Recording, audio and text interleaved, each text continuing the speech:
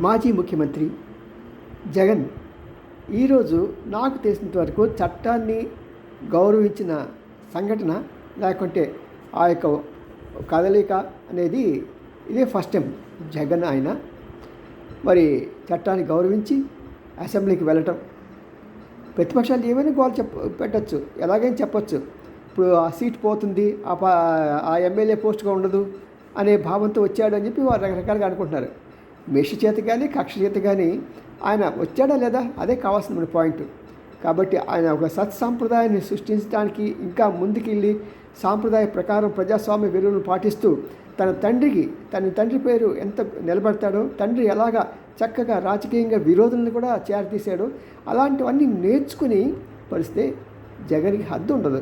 ఎటొచ్చి ఇంకా పులివెందుల్లో చేసిన రాజకీయాలు, ఆరోడిజం అవన్నీ పక్కన పెట్టేసి దేశాన్ని రాష్ట్రాన్ని రక్షించాలి, వాటిని అభివృద్ధి పరచాలని కోరుకుంటూ ముందుకెళ్ళాలి.